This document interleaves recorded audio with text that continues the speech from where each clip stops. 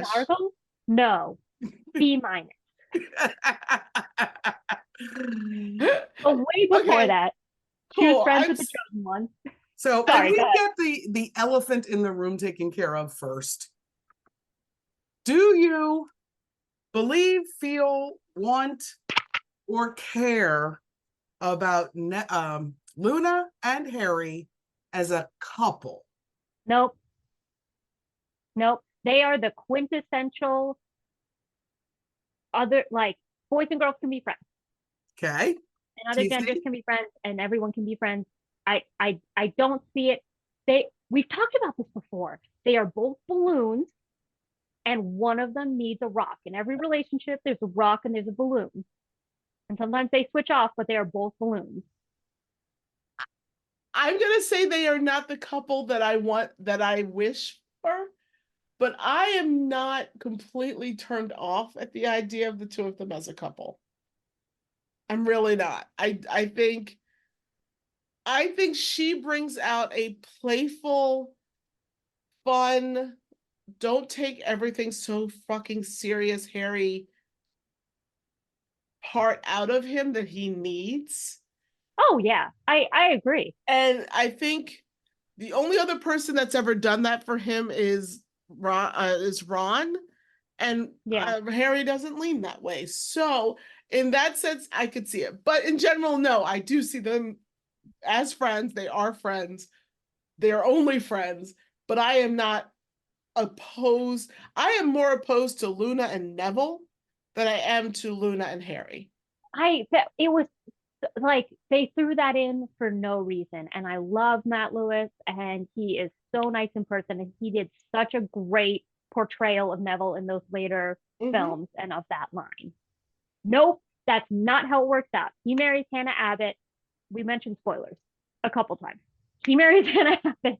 She marries, again, the grandson of Newt Scamander, which is hysterical because you know that it might be because she met this guy, and for once she was like, yeah, the Nargle. He was like, oh yeah, the Nargle. Right. Right? Oh, we need to talk about how she met Ralph. So We need to we'll talk get there about in a that second. today.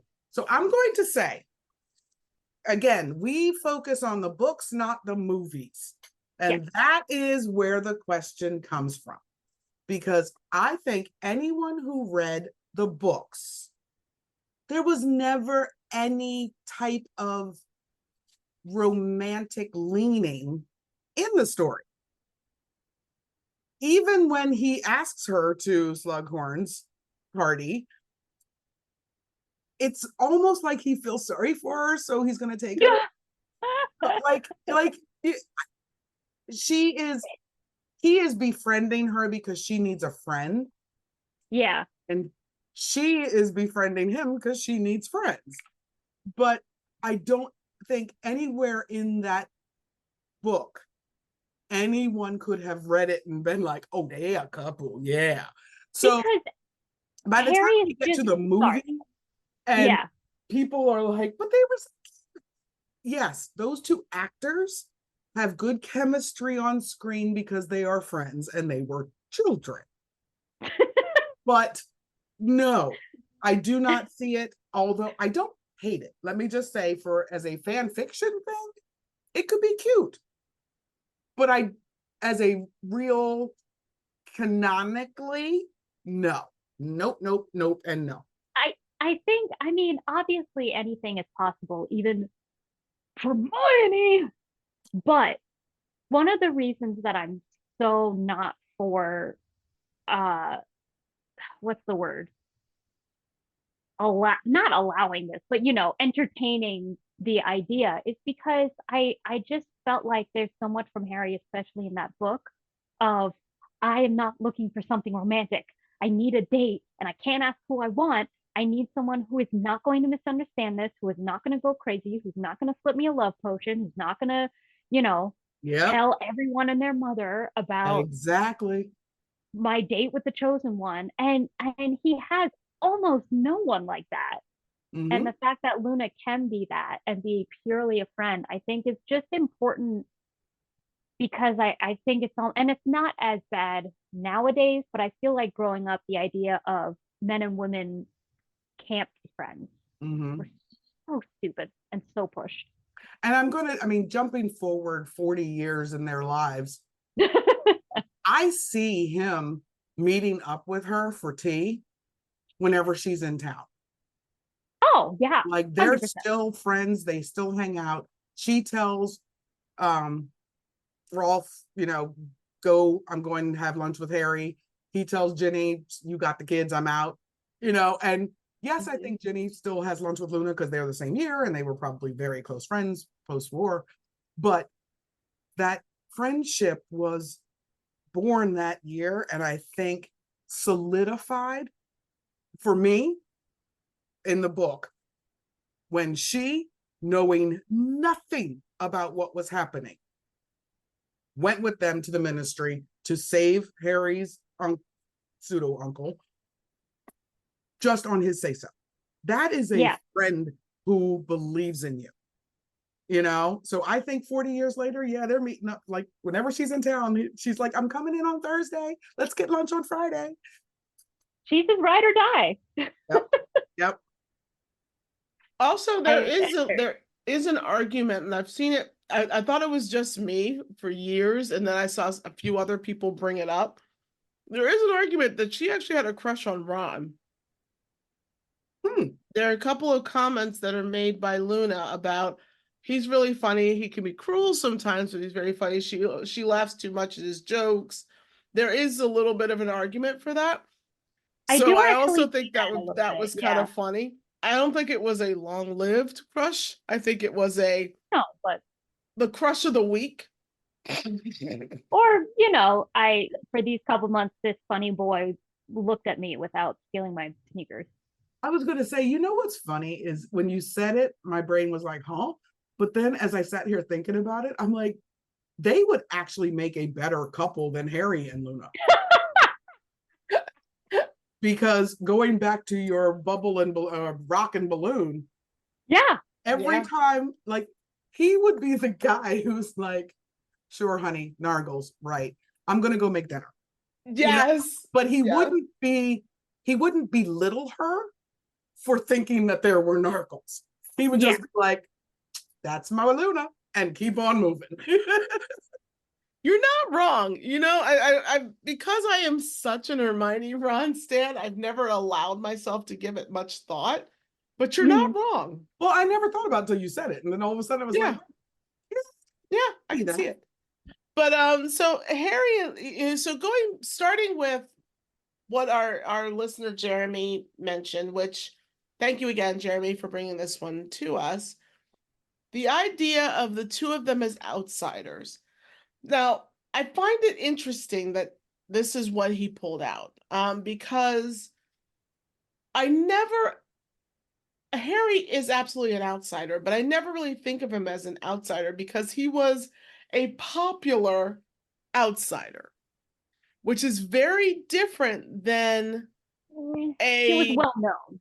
I was going to say known, right? But I mean, popular in that sense. He's very well known. People know his life story. Like he's not. Because he wasn't. Everyone who meets him is like the chosen one. The chosen one. Okay. Right, but he's also on the Quidditch team. They may not be true friends, but people know who he is. They're cheering him on. They've got Harry is popular enough. He's well known.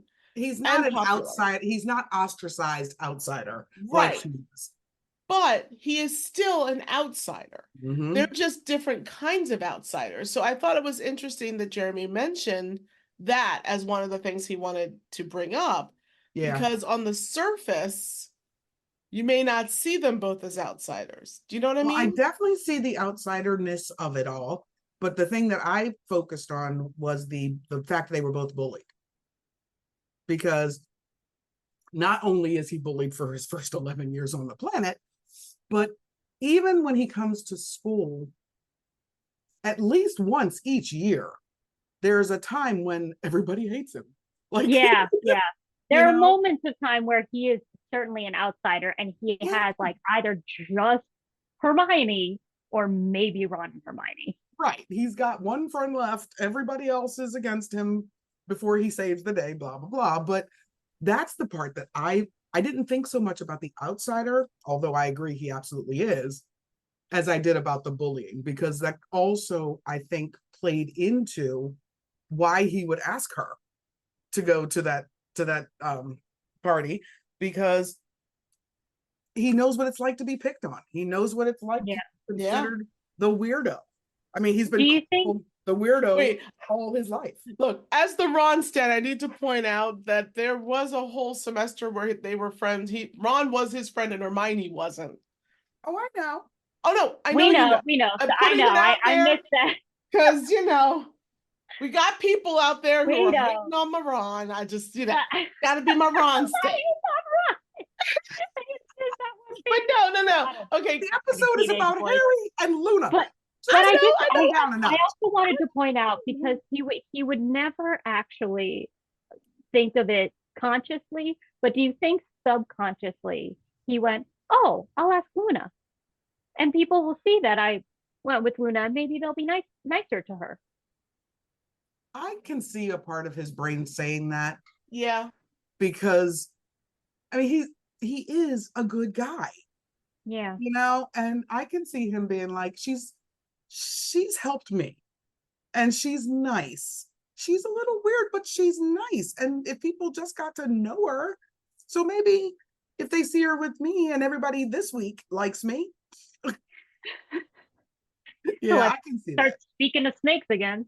Right. The other thing that always Accidentally. stuck out at me about him asking her to to Slughorn's party is that he does actually have the thought, well, it'll at least be fun and entertaining to take Luna. Like, he knows with this friend, no matter what, he will have a good time. And Yeah. opposite of the bullying, he was thinking of having fun truly, not having fun getting to laugh at her. You know what I mean? Yeah. Which I just think Exactly. is beautiful. Yeah, 100%. Now, the fact that they both seen death young, like once Jeremy brought this topic, the amount of times when I went, oh yeah, they both do. Oh yeah, they both do, was amazing. But seeing death young, this always makes me wonder. You know how they say if you think back your first memory, and usually it's around 3-4 years old. Both of these two kids would have had to remember something that happened at like 6-9 months. I mean, yes, it's traumatic. Luna was older, wasn't she? Luna was older. Oh, how old was she? We don't have an exact age, but you get the feeling from her story she was like grade school age. Yeah, I thought she was like 8. Because like the pictures change in her house from her being well groomed to her being not well groomed. Oh yeah, I remember. Okay. As Xenophilius, God bless his soul, he tried. But even so, when you think of core memories, like you were saying, Mel, core memories are those that stick with you forever. And both of them, their core memories are Harry, death of his mom, because that was lovingly brought back to him by I almost called them death buddies. Yep, by the death buddies. Not a death buddy, but a Dementor. By the Dementors. But also core memory of Cedric's death, which is how he got to see the animals. And her core memory is her mom's death. Like, those are big. And aren't they both bullied for the deaths that they've seen? Isn't she like bullied for not having a mom, or her mom being kooky? And Harry is definitely bullied by Dudley, at least. Yeah. Dudders. And Dudders. Little Duddykins. Big D. I think it's Big D by that point. Yeah, I also wonder how different, like, because Luna grew up with her father, who loved her after the death of her mom. She was still surrounded by love and support and a fanciful world. And as we have discussed, there's no Wizarding Elementary School, so it's not like she was bullied during that 9, 10, 11-year-old time frame. So she came to school a pretty happy, probably pretty happy kid. Okay, happy